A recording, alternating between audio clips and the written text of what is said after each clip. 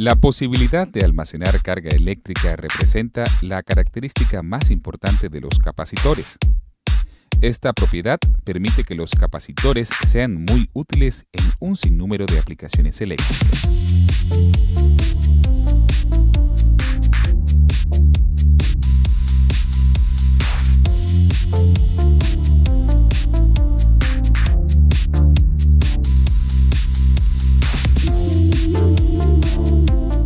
Un ejemplo de su aplicación es su utilidad dentro del circuito encargado de suministrar la energía eléctrica a los dispositivos electrónicos.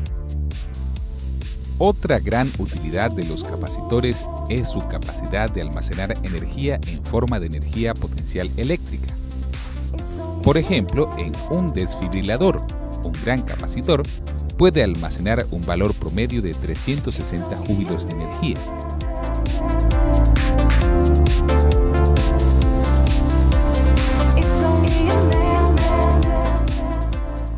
El capacitor más simple consiste en un par de placas metálicas en forma paralela separadas por un medio aislante o dieléctrico.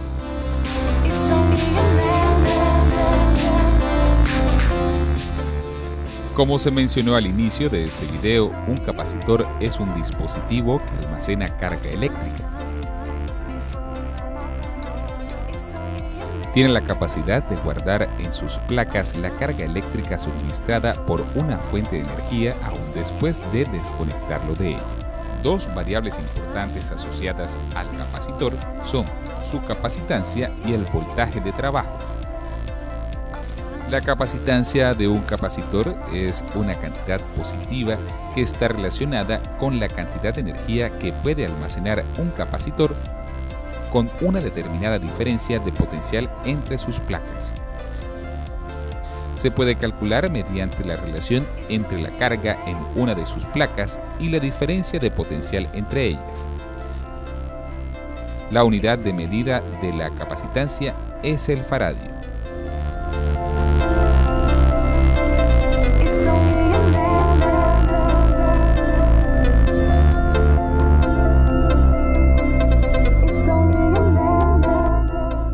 El voltaje de trabajo está relacionado con la máxima diferencia de potencial al que puede ser sometido el material aislante o dieléctrico que se encuentra entre las placas sin que éstas pierdan sus propiedades dieléctricas y se mide en voltios.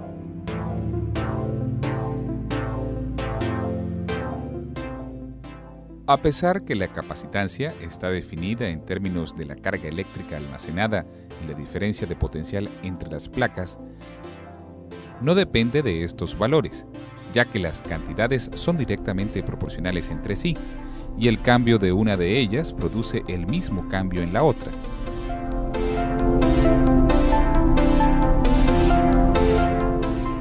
Por tanto, la capacitancia depende de las dimensiones de los conductores, la separación entre ellas y de las características del material aislante entre ellas. Para obtener una alta capacitancia cuando el material aislante en el capacitor es el aire, las placas conductoras deben ser muy grandes. Por ejemplo, para obtener una capacitancia de un faradio en un capacitor de placas paralelas separadas por el vacío con 1 milímetro de espesor, cada placa debe tener aproximadamente un área de 113 millones de metros cuadrados, lo cual representa casi el 20% del área del planeta.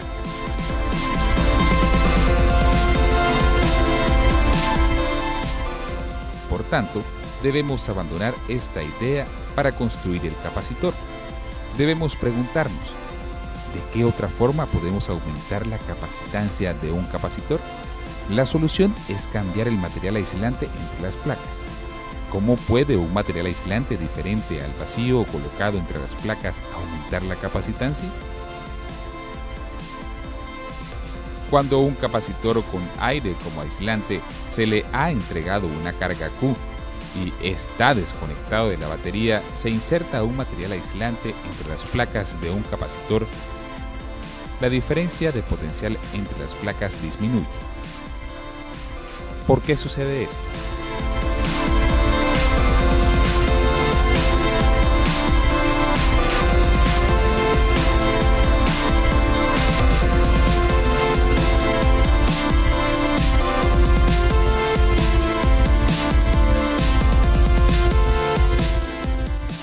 Mientras el capacitor esté desconectado de la batería, no hay cambio en la carga eléctrica de las placas del capacitor y se crea un campo eléctrico inicial que llamaremos E sub 0, que está dirigido desde la placa positiva hacia la negativa. Este campo eléctrico E sub 0 para un par de placas paralelas tiene una magnitud igual a sigma sobre epsilon sub 0. Por tanto, la diferencia de potencial B sub 0 entre las placas es igual a E sub 0 por la distancia D entre las placas.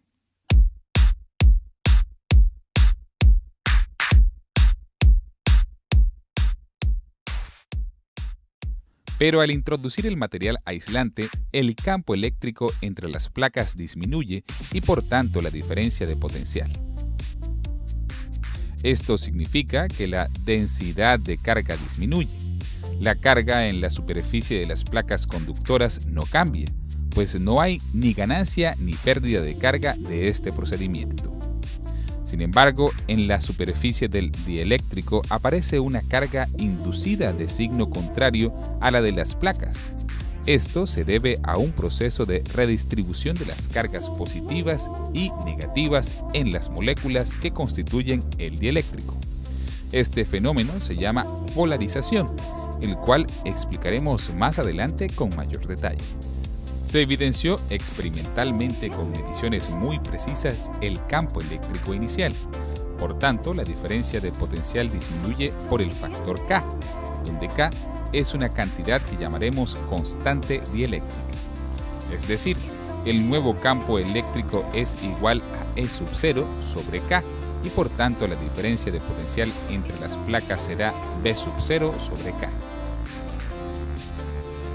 Y dado que la capacitancia se define como la relación entre carga y la diferencia de potencial entre las placas, la nueva capacitancia del capacitor con dieléctrico será igual a la capacitancia inicial multiplicada por la constante dieléctrica K.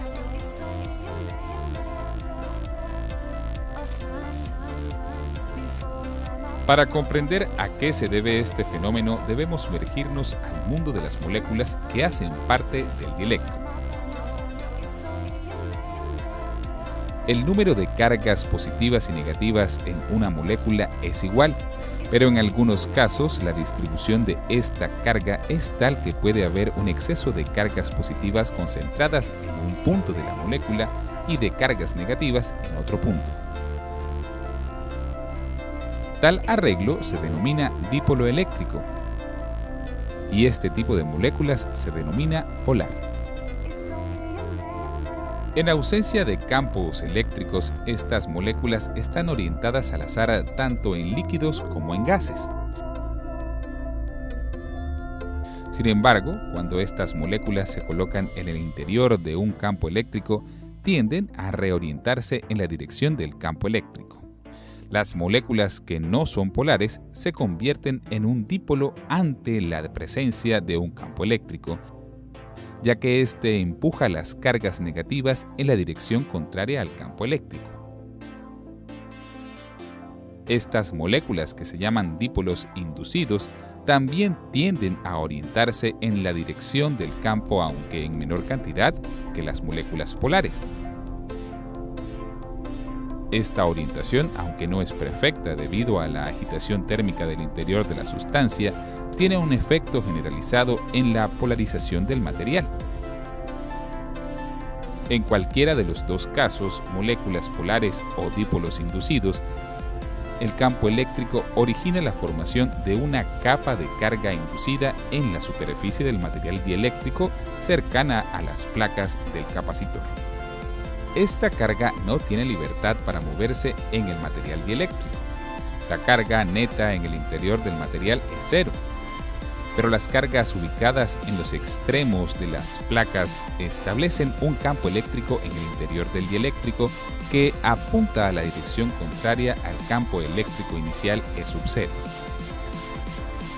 Este campo no es tan grande como el inicial para anularlo completamente, pero disminuye la magnitud total en el interior del capacitor, con la consecuencia antes explicada del aumento del valor de la capacidad total del capacitor. Este fenómeno, al que hemos llamado polarización en el dieléctrico, tiene un efecto importante en cuanto a la capacitancia total del capacitor que hemos estudiado.